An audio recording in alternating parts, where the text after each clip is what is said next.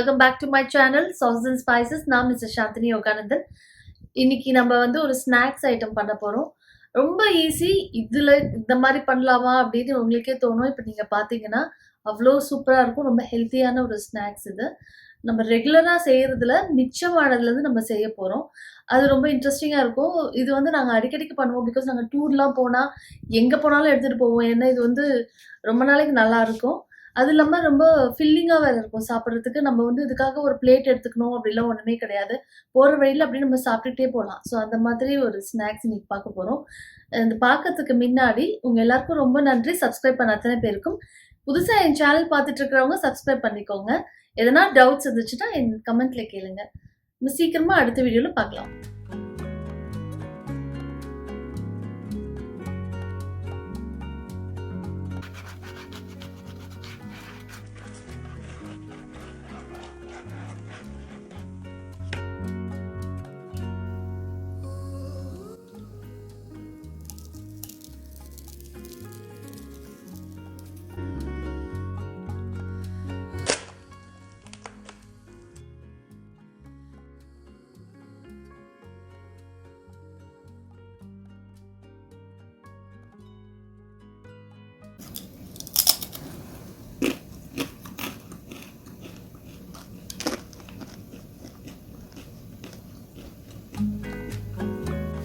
இப்போது நம்ம மிச்சமான சப்பாத்தி வச்சு தான் இந்த ஸ்நாக்ஸ் பண்ண போகிறோம்.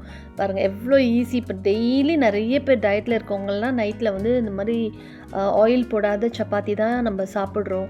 ஸோ அப்போ வந்து நம்ம என்ன பண்ணலாம், சம்டைம்ஸ் மிச்சமாயிடும் இல்லையா? நம்ம 2 days மிச்சமானது கூட நீங்கள் எடுத்து வச்சு இந்த மாதிரி ஒரு ஸ்நாக்ஸ் மாதிரி பண்ணி எடுத்து வச்சா அது வேஸ்ட் ஆகாமல் அவ்வளோ டேஸ்டியாக இருக்கும். நீங்கள் நான் பண்ணியிருக்க பார்த்துட்டு புதுசாக பண்ணுறவங்களாக இருந்தால் கண்டிப்பாக ட்ரை பண்ணி பாருங்கள்.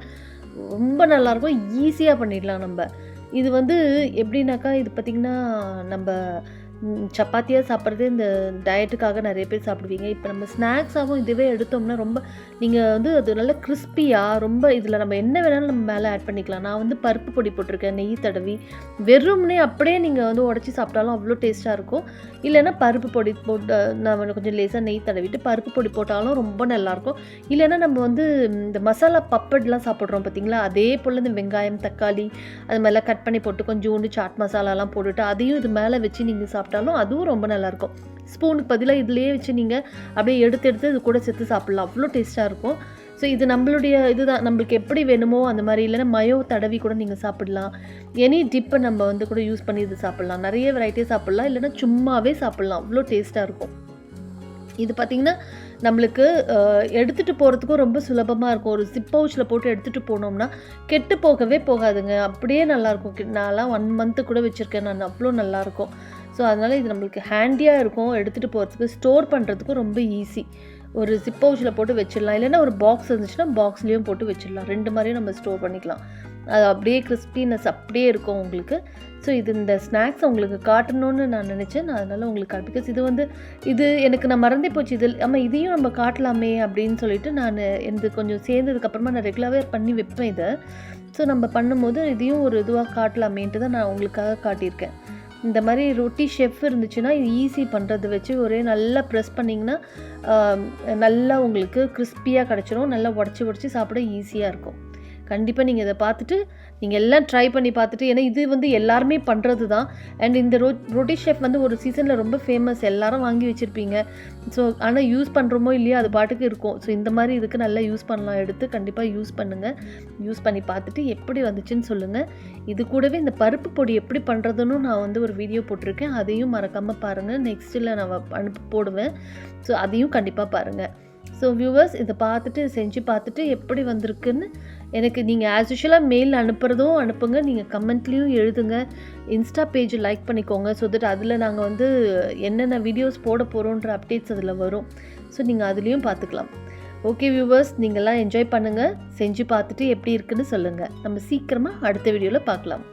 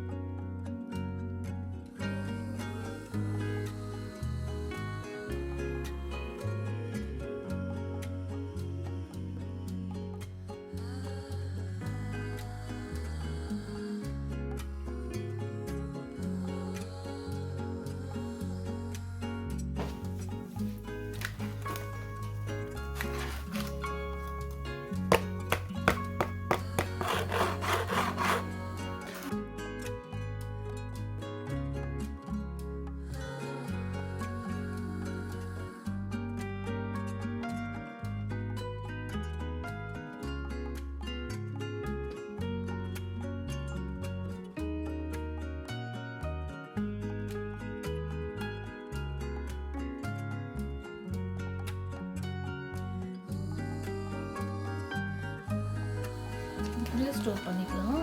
ஆர்